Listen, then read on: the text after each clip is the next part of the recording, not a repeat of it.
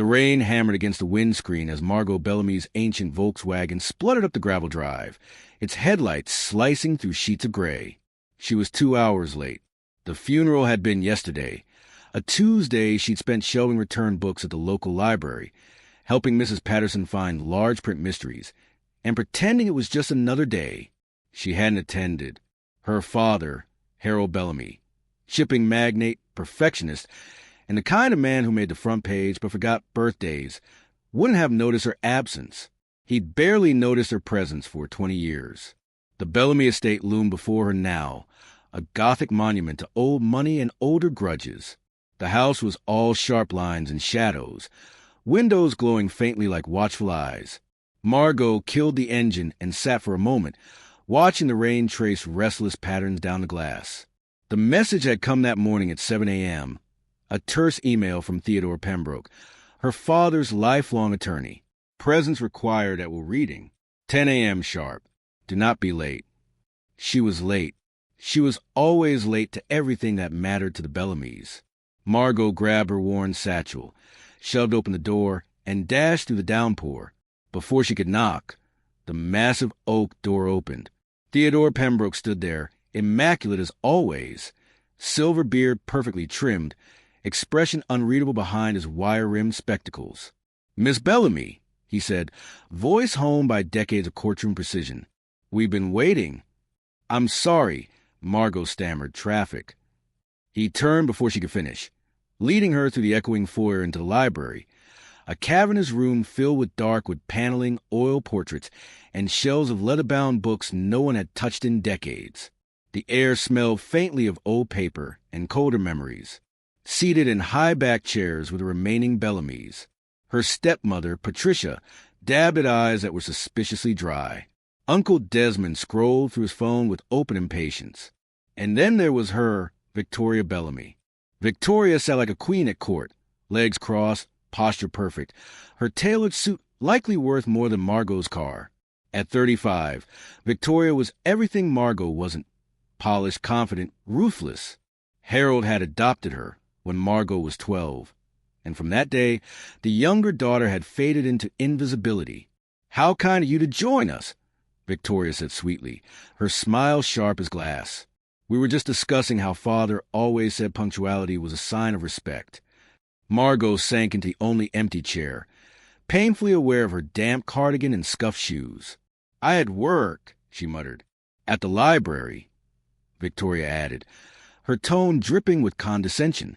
"How quaint." "Ladies," Theodore interrupted, settling behind the mahogany desk. He opened a leather portfolio with deliberate calm. "Shall we proceed?" The reading went as expected, until it didn't. Uncle Desmond received a generous trust.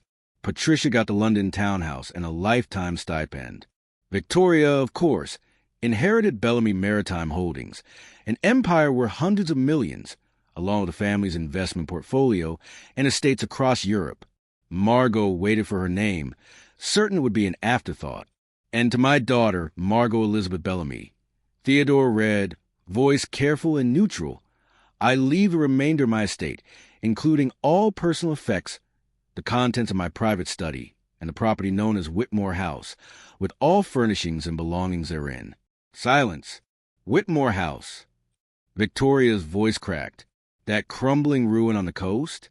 Father hasn't been there in decades." Theodore continued as if she hadn't spoken.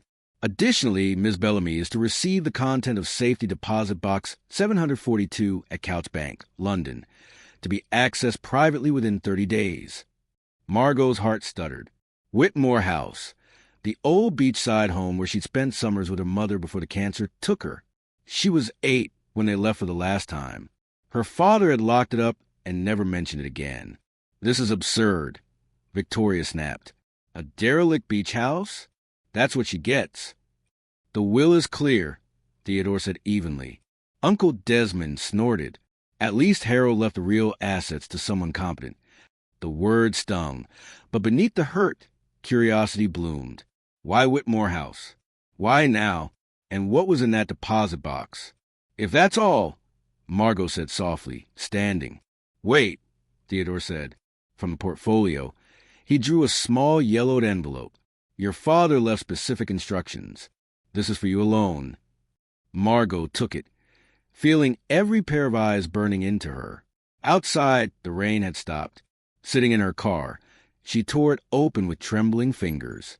Inside was a brass key and a single line written in her father's angular hand. Margot, forgive me. The truth is in the walls. HB. She stared at the key, the words echoing in her mind. For 20 years she'd been the forgotten daughter, the afterthought, the quiet one who chose books over boardrooms. But maybe she had been wrong. Maybe she hadn't been forgotten at all. Maybe she'd simply been protected. And maybe the truth her father hinted at would change everything. 3 months later, the courthouse conspiracy. The marble halls of the royal courts of justice gleamed coldly under the light. Margot adjusted her borrowed suit jacket and tried not to tremble. She didn't belong here. Yet the truth she'd uncovered at Whitmore House had dragged her into this war.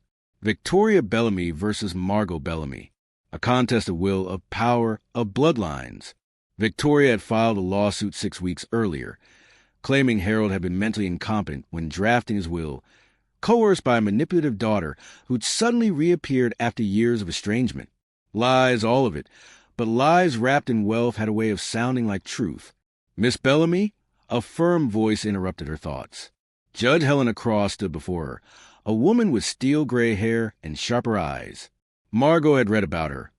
A judge who despised pretense, whose rulings cut to deceit like a blade. Courtroom 7, the judge said and swept past. Inside, Victoria sat beside her lawyer, Owen Hastings, a predator in a Seville rose suit.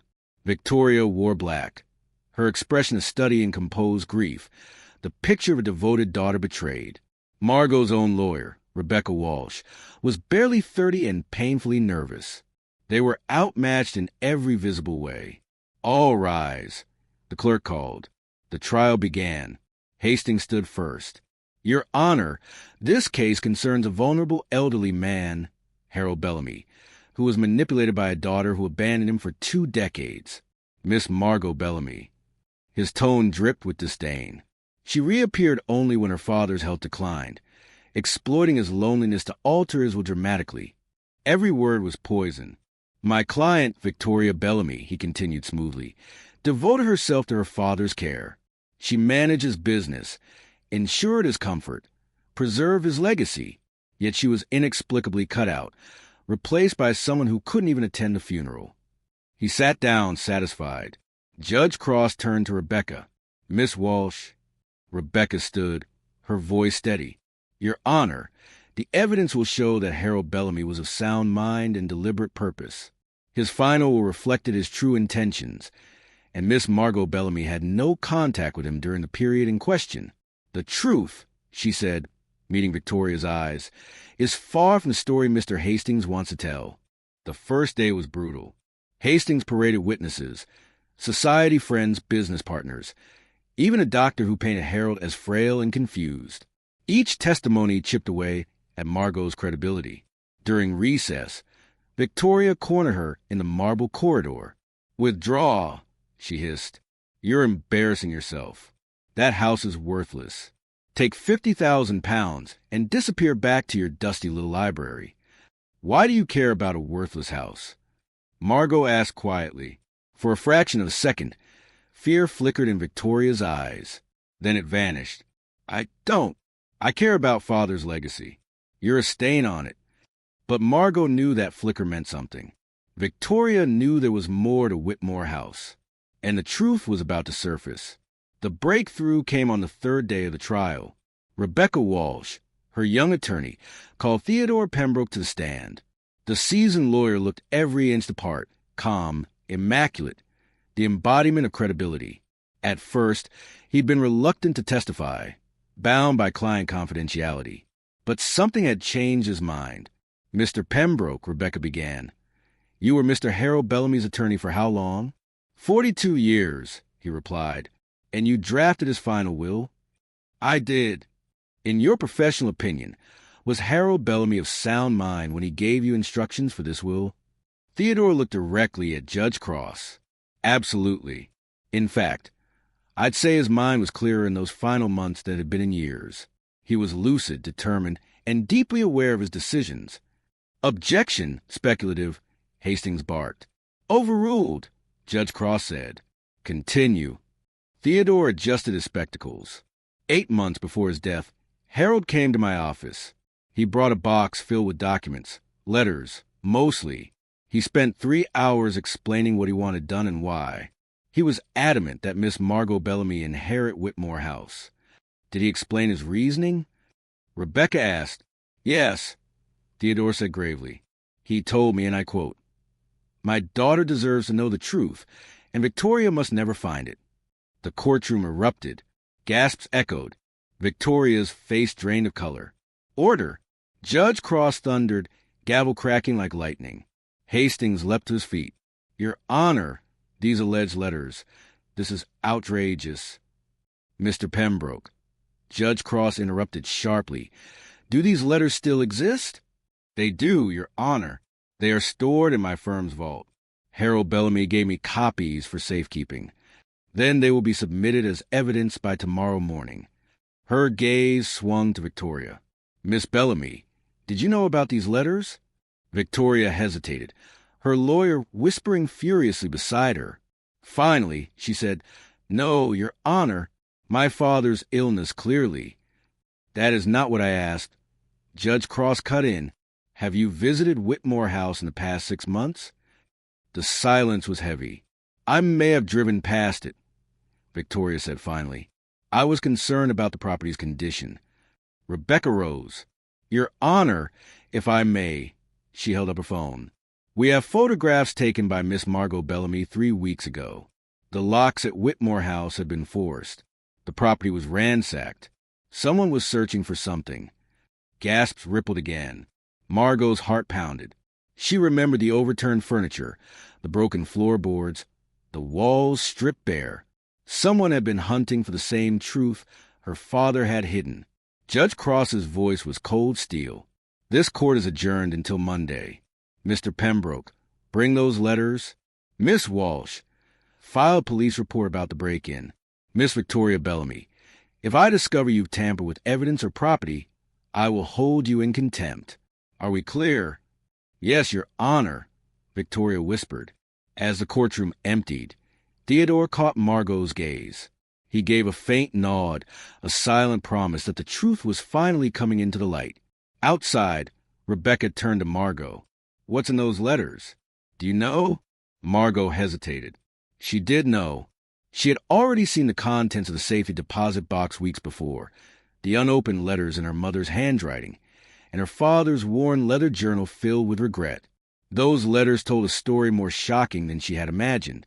Victoria wasn't Harold's adopted daughter at all. Patricia had lied. Victoria was a biological child of Harold's greatest rival, Richard Blackwell, founder of Blackwell Industries. Years ago, Patricia had infiltrated the Bellamy family to steal industrial secrets, using her daughter as a pawn. Whitmore House had been where Margot's mother discovered the betrayal and where she hid the evidence. Harold had uncovered the truth too late. He'd spent his final years quietly arranging for Margot to inherit the truth he couldn't publicly expose without destroying the company. Now, that truth was about to burn everything down. The sanctuary built. When court reconvened, the room was tense enough to snap. Theodore placed a sealed folder on the evidence table. Inside were 37 letters, Margot's mother's letters to Harold, returned unopened, and a section of Harold's personal journal. Judge Cross began to read aloud. Her voice was steady, but each word struck like thunder. My dearest Harold, one letter began, dated 18 months before Margot's mother's death. I've discovered something terrible about Patricia and her daughter. Victoria has been copying your shipping manifests and port contracts. I followed her to a meeting with Richard Blackwell. They are using us, Harold, using our family. I've hidden the proof at Whitmore. Protect Margot. The courtroom fell utterly silent. Victoria sat frozen, her face ashen. Patricia, summoned that morning, had already fled in tears before the session began. Theodore's additional documents made it undeniable. Bank transfers from Blackwell Industries to Patricia's private accounts dating back 25 years. A recorded conversation, painstakingly preserved on tape, where Patricia discussed the value of the information Victoria could deliver. When the last letter was read, Judge Cross looked up, her expression hard as stone. "Mr. Hastings," she said icily, "does your client wish to continue this contest?" Owen Hastings stood slowly. "Your Honor, we respectfully withdraw our petition." "A wise choice," Judge Cross replied. "Furthermore, I am referring this matter to the Crown Prosecution Service for investigation. Miss Victoria Bellamy, you are hereby warned. Attempts to defraud this court or tamper with evidence will carry consequences." Victoria rose unsteadily. For the first time, she looked not powerful, but small, stripped of her carefully constructed identity. Her eyes met Margot's, not with hatred, but hollow despair. Judge Cross struck the final blow. "The original will stand. This court is adjourned." As the gavel fell, a sound like release echoed through the room. Rebecca turned to Margot, eyes shining. "You won. You actually won." Margot managed a faint smile, but inside she felt only a deep, trembling exhaustion. She had inherited her father's truth, but at the price of realizing that her entire life had been shaped by deceit. Theodore approached her quietly. "Your mother was remarkable, Margot. She hid the truth not to deceive, but to protect you. Whitmore House was her puzzle, one only you could solve." He was right. Behind a loose brick in her childhood bedroom fireplace, Margot had found everything. Copied ledgers, photographs, the hidden tape recording. Proof of betrayal her mother never lived to reveal. "What happens to Victoria now?" Margot asked softly. "The CPS will investigate. Likely charges for fraud. Perhaps espionage. Harold knew, I think. He left you the evidence so you could decide what to do with it. His final act was giving you freedom, not burden." Margot nodded. "Then that's what I'll protect. Freedom." 1 year later, Whitmore House stood reborn. What had once been a decaying ruin on the coast was now radiant with life. Its windows clear, its halls filled with voices and laughter. The Whitmore Foundation for Literacy and the Arts had opened 6 months earlier. What had been her mother's dream was now Margot's legacy. The Grand Library, once filled with secrets, now held over 10,000 books, free for anyone who walked in. Her mother's old studio had become an art classroom. The master bedroom overlooking the sea was now a sunlit reading room, filled with quiet hope. A shy voice pulled her from her thoughts. "Miss Bellamy?" Margot turned to see a young woman clutching a notebook. She was 19, with nervous eyes and ink-stained fingers. "I'm Nina Ortega. I'm here for the writing residency interview." Margot smiled. "Please, call me Margot. Tell me about your work." "I write about my neighborhood," Nina said quickly. "About people like my mom who work 3 jobs and still can't get ahead.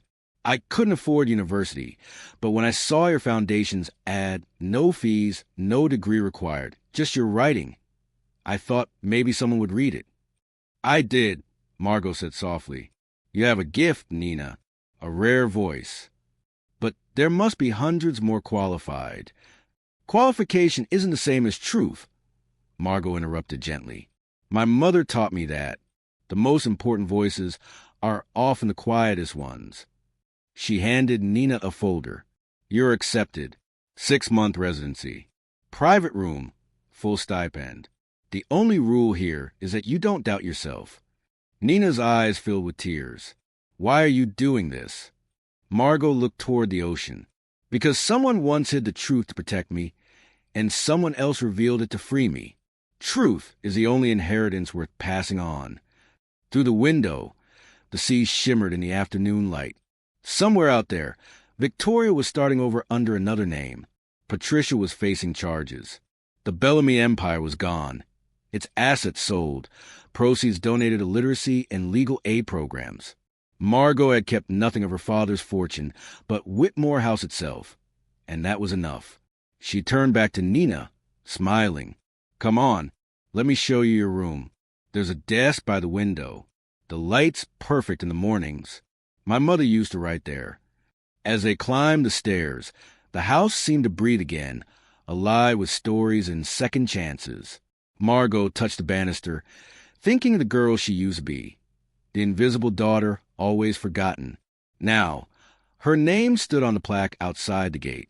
The forgotten daughter had become the keeper of truth, and the inheritance she carried was not measured in money, but in the power of voices finally heard.